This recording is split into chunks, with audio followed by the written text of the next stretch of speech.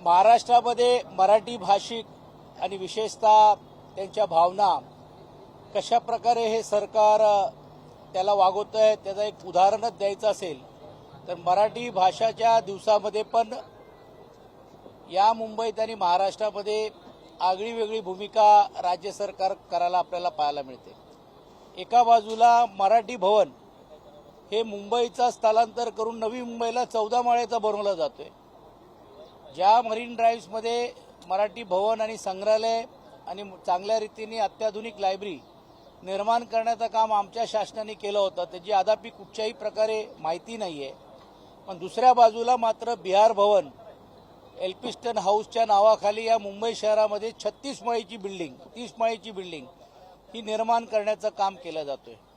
आणि आताच दुसरा एक उदाहरण द्यायचं असेल तर बाल भारती कॉलेज जे कांदिवलीला आहे तिकडचे लोकप्रतिनिधी कोण आहेत काय आहेत मी त्याच्यामध्ये जाऊ इच्छित नाही, परंतु बाल भारती कॉलेजमध्ये आजही देखील दुर्दैवाने ते नाव गुजरातीमध्ये लिहिलं गेलेलं आहे। गुजराती समाज किंवा गुजराती चालणाऱ्या या कॉलेजला कोणाचा विरोध असणं गरजेचं नाही, पण मात्र मराठीच्या बद्दल एवढा द्वेष काय आणि तिकडचे एकही लोकप्रतिनिधी याच्याबद्दल ब्र शब्द पण काढायला तयार होत नाही। आणि 11 त्यांच्या मॅनेजिंग कमिटीमध्ये तुम्ही जर पाहिलं असेल तर एकही मराठी माणूस त्याच्यामध्ये नाहीये। ठीक आहे, काही लोक चांगल्या रीतीने कॉलेज चालवतात त्याच्याबद्दल कोणाचा वाद नाही आहे, परंतु मराठी भाषेबद्दल एवढे द्वेष का असलं पाहिजे? जे सवलती राज्याकडनं घ्यायच्या, ग्रांट्स तुम्ही आमच्याकडनं घ्यायच्या, जमिनी तुम्हाला कमी किमतीतून आम्ही द्यायची, कॉलेज मात्र आणि ट्रस्टीज मात्र परप्रांत्यांनी करायचं। अर्थात ती जी मंडळी आहेत ती काही महाराष्ट्रातली आणि मुंबईतल्या न आवडणारी लोक असं नाही, कारण त्यांनी सामाजिक दृष्टिकोनातून संस्था चालवल्या आहेत। पण हा द्वेष का? आणि म्हणून कालच आमच्या विद्यार्थी संघटनेच्या वतीने सिनेटाने हा प्रश्न ऐरणीवरती आणलं, विद्यापीठला तक्रार केली, विद्यापीठने तसं पत्रक काढलेलं आहे, पण आजही देखील दुर्दैवाने ते नामफलक बदलण्याची भूमिका घेतली नाहीये। हे मुजोरी जी चाललेली आहे त्याला जाब विचारण्याचं काम आपल्या माध्यमातून आणि परिषदमध्ये देखील हा विषय आम्ही मांडण्याचं काम आम्ही करणार आहोत। आणि अशाच प्रकारे मराठी भाषिकाची गळचेप करण्याचं काम हा शासन करतो हे त्या माध्यमातून सिद्ध होतंय। मुंबईमध्ये नाही तर पूर्ण महाराष्ट्रामध्ये मराठी शाळा जिल्हा परिषदेच्या असतील किंवा इतर शाळा बंद पडतायत, तर त्याबद्दल 5वी ते 10वी शिक्षकच नाहीये मराठी शाळांमध्ये। ही गळती ही नैसर्गिक नाहीये, ही गळती शासनाच्या धोरणामुळे। कालच तुम्ही बघितलं असेल विधान परिषदमध्ये की शिक्षकांना आता कुत्रं मोजण्याची वेळ आलेली आहे, म्हणजे मोजण्याची जबाबदारी दिली गेली आहे। म्हणजे शिक्षकांनी परिसर बघायचं का विद्यार्थ्यांना शिक्षण द्यायचं, म्हणजे जाणून बुजून अशा गोष्टी केल्या जात आहेत, नवीन भरती केली जात नाही।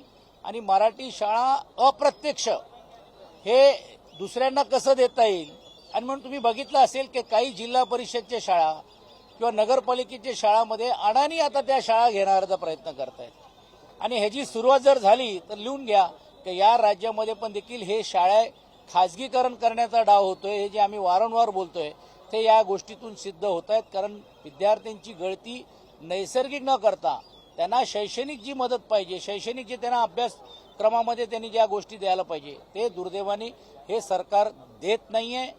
त्याच्यासाठी निधीची तरतूद होत नाहीये आणि अनेक वेळा वारंवार बोलून पण देखील एका प्रकारे हिंदी भाषिकची सक्ती आणत असताना ह्या सर्व लोक कसे दुसऱ्या खाजगी संस्थेकडे जातील आणि खाजगी संस्थेला कसं मदत होईल ते बघण्याचा प्रयत्न होतोय। महाविकास आघाडीची बैठक पार पडल्यानंतर राष्ट्रवादी काँग्रेस शरद पवार पक्षाची आणि काँग्रेसच्या नेत्यांची बैठक पार पडली आणि राज्यसभेच्या जागेसंदर्भात चर्चा झाली। बघा त्यांची काय चर्चा झाली हे काय आमच्याकडे आले नाही, परंतु महाविकास आघाडी म्हणून आमची जी बैठक जी झाली ती आज विधानसभा आणि विधान परिषदमध्ये कामकाज कसं चालायचं त्याच्याबद्दलची होती।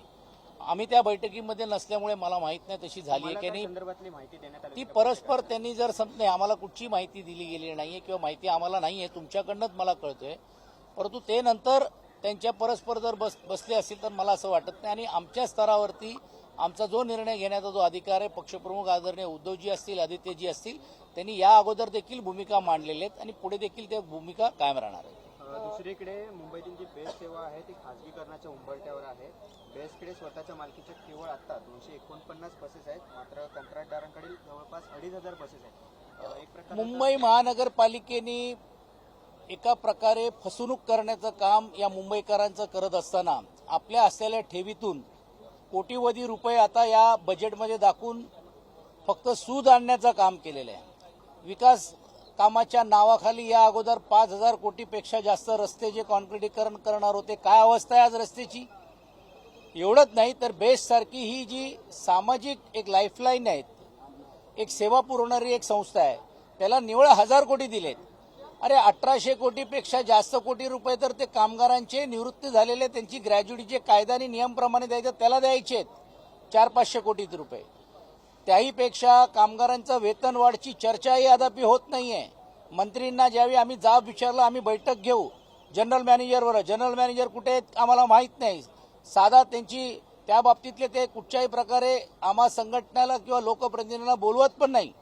असं असताना निव्वळ 1,000 कोटीची तरतूद करणं म्हणजे एका प्रकारे बेस्टला बंद करण्याचं काम होतोय. कारण निव्वळ 208 बेस्टचे बसेस हे आज धावतायत, बाकी सर्व खाजगीकरण करण्याचं काम चाललेलं आहे. आणि आताही देखील या निधीच्या तरतुदीमध्ये अप्रत्यक्ष खाजगी कॉन्ट्रॅक्टरांचे खिसे भरण्यासाठी ही तरतूद केली गेलेली आहे. कारण कोविड भत्ता काही ठराविक दिला अजूनही दिलेला नाहीये, वेतनवाढ अजूनही केलेला नाहीये. आणि विशेषतः मुंबईसारख्या शहरामध्ये सिटी फ्लो या कंपनीला मदत करण्यासाठी बेस्ट बंद करण्याचा डाव करण्याचा प्रयत्न या सरकार आणि प्रशासनाचा होतोय असा आमचा थेट आरोप आहे. सचिन जी, आज महाविकास आघाड़ी की बैठक हुई, आप भी इसमें शामिल थे. क्या मनोज पाटील यांनी एक मोठा गोप्यस्फोट केलेला आहे. कोणी? मनोज जरांगे पाटील ते असं म्हणतात की मंत्रालयामध्ये माझ्या विरोधात एक कट रचला गेला मारण्यासंदर्भात आणि या संदर्भात आम्ही स्टिंग ऑपरेशन सुद्धा करतोय. 15 दिवसात आम्ही याबाबतची माहिती देतो. हे नक्कीच असं जर त्यांनी माहिती समोर आली तर विरोधी पक्ष या नात्याने पूर्ण त्यांना पाठिंबा देण्याचं काम आम्ही यासाठी करणार आहोत. कारण अशाच प्रकारे एकतर तुम्ही बोलाल तर ते आमच्या बाजूनी बोललं पाहिजे, नाही बोललात तर तुमचं सोशल मीडियाच्या माध्यमातून तुम्हाला आम्ही अटक करू, नवीन नियम करून, जास्त बोलला तर जनसुरक्षामध्ये करू.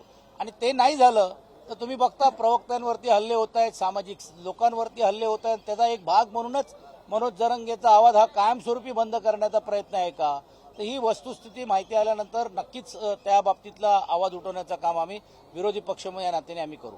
आज जो बैठक हुई उसकी जानकारी हमारे पास नहीं है. सुबह की जो बैठक हुई महाविकास आघाड़ी के माध्यम से उसमें विधान परिषद विधानसभा में कैसे कामकाज होना चाहिए, किस तरह से कौन से मुद्दे लेने चाहिए उसकी चर्चा हुई है. कांग्रेस और एनसीपी की मीटिंग हुई होगी तो मुझे पता नहीं. जहां तक हमारी जानकारी है कि राष्ट्रवादी कांग्रेस पार्टी के लोग आदरणीय उद्धव जी का वक्त मांग रहे थे.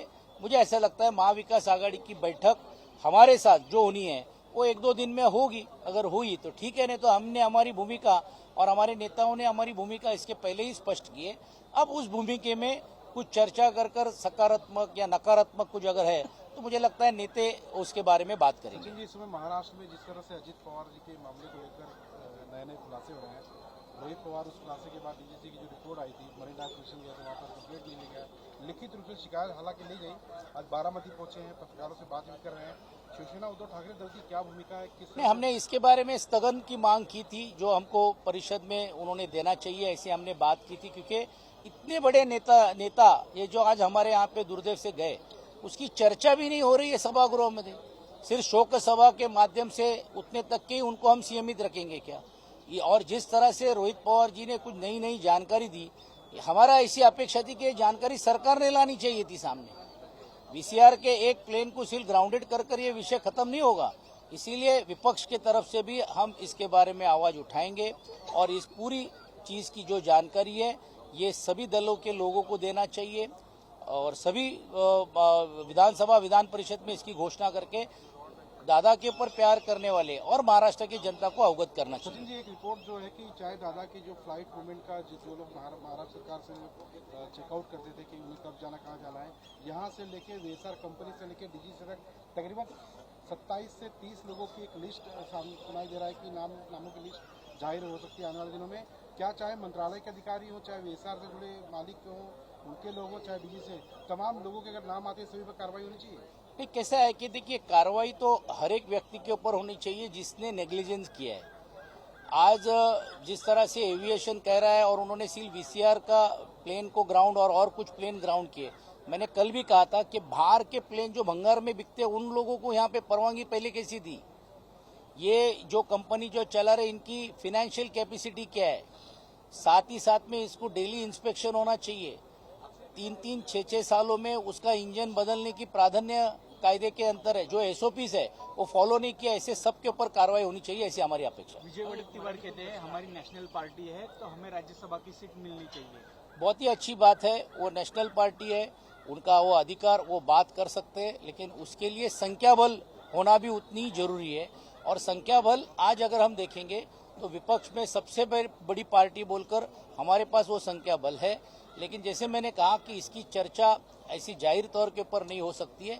वो उनकी बात कर रहे हैं, हम हमारी बात कर रहे हैं, और उसका निर्णय अंतिम स्तर के ऊपर हमारे नेताओं के माध्यम से होगा। वो कह रहे हैं कि एक साथ मिलकर अगर निर्णय लेंगे तो ये काम आसान होगा। देखिए कैसा है कि एक साथ तो लेना ही पड़ेगा। अगर कल हमको चुनाव लड़ना है तो हमको उनकी मदद लेनी पड़ेगी।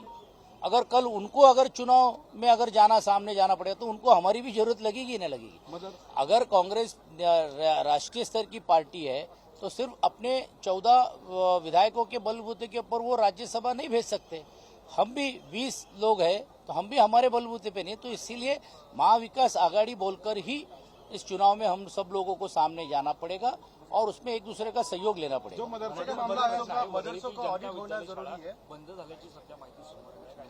नहीं, क्या हुआ है कि सिर्फ मदरसा की बात कर रहे हैं और ये इनको किसने रोका है। एक बाजू में तीर्थस्थान का ये जो ग्रांट है वो बंद करने का काम किया जा रहा है, माइनॉरिटीज को मिलने वाला आरक्षण वो बंद करने की बात की जा रही है। अगर किसी ने नमाज पढ़ा तो उसको इतना बड़ा मीडिया हाइप करा के कोशिश जारी है। उनको किसने रोका है? लेकिन ये करने की हिम्मत उनमें है क्या? और ये सिर्फ महाराष्ट्र में क्यों हो रहा है? देश भर में करिए, यूपी में करिए पहली शुरुआत, फिर पता चलेगा इनको क्या है करके। सिर्फ सामाजिक यूपी और आसाम में ऑलरेडी हो चुका सामाजिक दृष्टिकोण से ये इस तरह के जो चीजें की जा रही है यहाँ का माहौल खराब करने के लिए। अगर यूपी में आपने किया है, आसाम में किया है, तो और भी जो आपके जो राज्य में वहाँ पे लागू करिए, पूरे देश में यूनिफॉर्म करिए, उन सब समाज के लोगों को विश्वास डालिए। उनको तिरस्कार देखकर अगर ये करने की कोशिश अगर होती है तो एक बाजू में आप उनको मदद भी नहीं करेंगे और दूसरे बाजू में आप कैसे काम कर रहे हैं, किस तरह से काम कर रहे हैं, ये पूछना कितना उचित है कि नहीं, ये मुझे लगता है उनको सोचना पड़ेगा। मदरसों की जगह स्कूल बनाया जाए। नहीं, कैसे है, कुछ लोगों को अभी जवाबदारी दी है कि सिर्फ वातावरण राज्य का खराब करना, मुझे लगता है मैं उसमें प्रतिक्रिया नहीं दे सकता। मी खूप अगोदरच त्या विषयावरती आम्ही वारंवार चर्चा करतोय आणि ते खाजगी रीतीने कुठच्या तरी असलेल्या शाळेच्या यांच्याबरोबर ते जॉईंट करून करणार होते, असं एक आमच्याकडे त्यावेळी त्यांच्यातले असलेले ट्रस्टींनी माहिती दिली होती आणि या बाबतीतली अधिक माहिती आम्ही निश्चितपणे त्यांच्याकडनं घेऊ।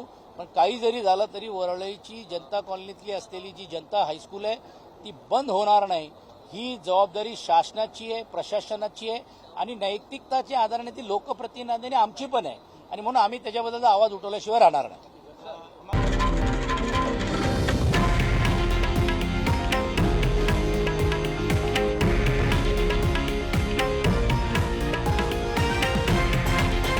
हे आहे देशातील नंबर 1 न्यूज नेटवर्क आणि आपण पाहत आहात TV9 मराठी, एकमेव।